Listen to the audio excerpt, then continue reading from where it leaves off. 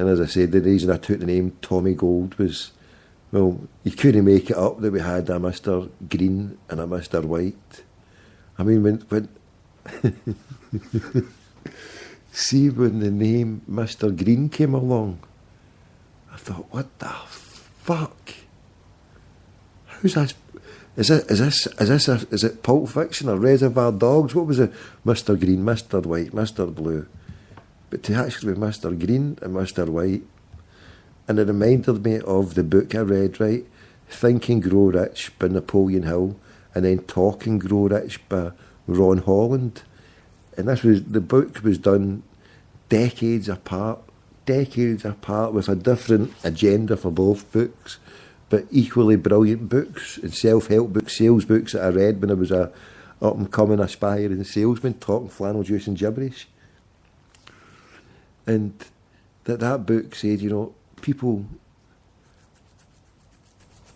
you just got to do it. You just got to go for it. You just got to grab the bull by the horns and say, it's Chucky Alar, it's Ducky Alar, and it's Billy Reid with the wolf tones. And we're going to get the Bold Rocky on. We've still got plenty of time. I'm still here, fresh as a daisy, without espresso. Yeah, what's happened to the espresso? I need to get some. Nah, maybe not. Billy Reid. I'll sing you a song of a terrible wrong, when the flags they flew at half-mast, and a man lay dead, he'd been riddled with lead, he died on the streets of Belfast.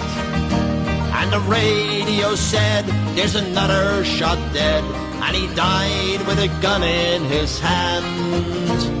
And he didn't say why Billy Reid had to die. He died to free our land. It happened one day when the bold IRA went out to fight for their land.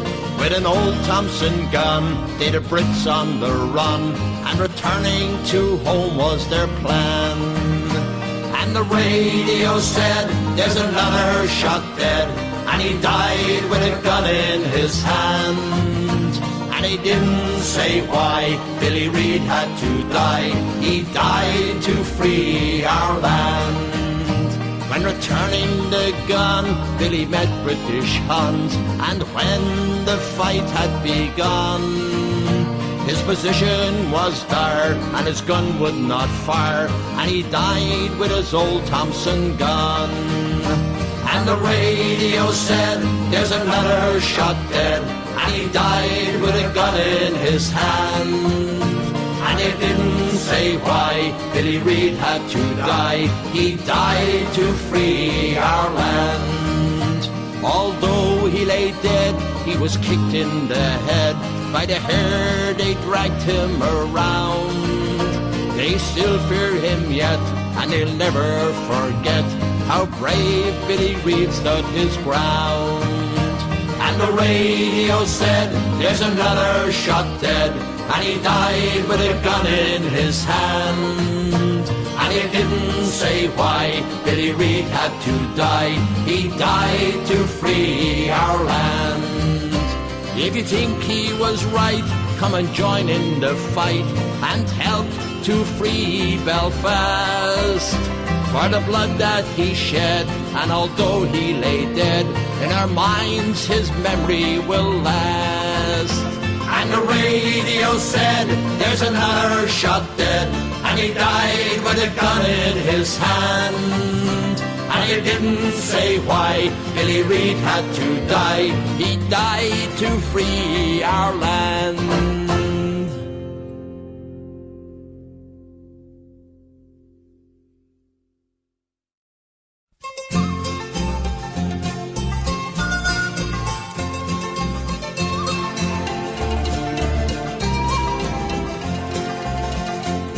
Come listen now, me true men, to my simple rhyme, for it tells of a young man put up in his prime, a soldier and a statesman who laid down the law, and who died by the roadside in Lone Pale Nablaw. When barely 16, to England crossed o'er for to work as a boy in a government store. but the volunteers call he could not disobey, so he came back to Dublin to join in the fray. At Easter 1916, when Pearse called them out, the men from the Dublin battalion roved out. And in the post office they nobly did show how a handful of heroes could outfight the foe. To Stafford and jails transported they were, as prisoners of England they soon made a stir. Released before Christmas and home once again, he branded old comrades together to train. Dáil Éireann assembled our rights to proclaim, suppressed by the English, yet think it a shame how Ireland's best and bravest were harried and torn from the arms of their loved ones and children newborn. At Easter 1916, when Pearse called them out, the men from the Dublin battalion roved out. And in the post office they nobly did show how a handful of heroes could outfight the foe. For years Mick eluded their soldiers and spies, for he was the master of clever disguise. With the custom house blazing, she found 'twas no use, and soon Mother England had asked for a truce. Oh, when will the young men a sad lesson spurn, that brother on brother they never should turn? Alas, that is split in our ranks here we saw Mick Collins stretched lifeless in lone Bale na Blah. At Easter 1916, when Pearse called them out, the men from the Dublin battalion roved out. And in the post office they nobly did show how a handful of heroes could outfight the foe. Oh, long will old Ireland be seeking in vain ere we find a new leader to match the man slain. A true son of Grania, his name long will shine. Oh, gallant Mike Collins, put off in his prime.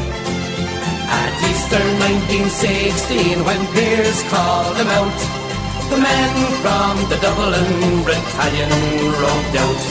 And in the post office they nobly did show how a handful of heroes could outfight the foe. You're through to the crackpot peace party propaganda mission here. You're in tune to a crackpot, and we're getting back on ones without further ado to Rocky Bats Battaglia.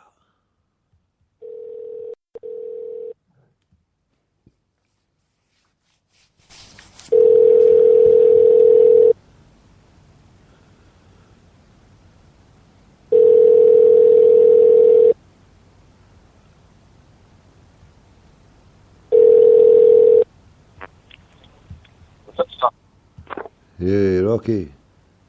What's going on, brother? Are you suitably refreshed? Yeah, I am. I sure am. I got some rebel music on too, but I won't put it loud like yesterday when you called me like you were a nice club, bro. Sounded good. No, what were we saying then? What were we talking about? I was just, when you went off there, I was just talking about what I'm doing is my own form of new NLP, neuro-linguistic programming. I mean, the people that run society, they've got this great big propaganda shit going down called the media. Now, when I started phoning the radio stations, I was taking on this big mass media and capitalist conglomerate by just phoning through radio shows, just a one-man band. And now the way it's transpired, fucking loads of Celtic fans through the stuff with the Rangers are now fucking on board, and we're bamming these bastards up together as a fucking team. We're the internet Bampot crew, and we're bamming up fucking the Sevco, the media, the powers that be. We're running our own media, and we're taking it to the capitalist system. I mean, Celtic were for fans. We're taking the whole fucking system on through taking it on through all the media. I mean, every person, like Paul Larkin's doing his book, and all the radio people doing all their stuff. This is a way of challenging the status quo, I feel, Rocky. And as I say, when I first started doing it, I was doing it as a wee one-man thing, but now I feel part of, well, the Internet Bampot Confederation, where we're all just little the capitalist system want us to be little atoms of consumption, but they don't want us to be atoms that form together to make bigger atoms, to become a nuclei, to become a family, to become a community. They want us to keep us away from each other, but with the wonderful technology we've got now, that instead of these bastards having their own radio phone-ins to do the propaganda, now we can have our own radio programmes and our own shit to do the propaganda. And for me, that's far more important than making any money at all. I would rather be sitting here poor, potless, and no working for anybody, as long as I can try and get a message out and say to other people and allow other people a chance to get their message out and say whatever they fucking want as well. That's basically my philosophy, Rocky boy. Yeah, the world is a fucked up place. Look at the USA, the government shutdown that they just did. You know, and for what? It's basically so that the fucking people that control everything are having a disagreement on, you know, how hard we get fucked. You know, I think we're getting fucked pretty hard. You know. Yeah, you know what I thought? I mean, basically, looking at it, you know, I don't see a change. I don't see us becoming atoms and joining together and all of that. I mean, that's definitely the way it should be, but I don't see that happening because the divide that we're divided. You know, yeah. Humanity, even among the people that pass their life in labor. There's, you know, they differ on so many different things. Religious feud and fucking how far government should be involved in your life and this and that. So, you know, I think I'm just preparing for my own fucking tribe here to say, all right, it's going to be this way. And either this group of fucking miserable, selfish scumbags are going to run things, or that group. So I prepare, you know, what holdings I have to do better, you know, in each fucking instance or whatever I can do. You know, I'm a revolutionary, but I haven't seen the fucking, any revolution start. You know what I mean, Tommy? Yeah, but we've got to try, mate. We've got to try. Even although we might never get to see it, we've got to be farmers and planting seeds, because we never know. You never know how long we're going to get of this life anyway, but we should always be looking to plant seeds, even when it's most at the hopeless point. We should never give up the point of looking to bring something better. So whether or not we get to do it, we should never stop being a revolutionary and stop trying to change.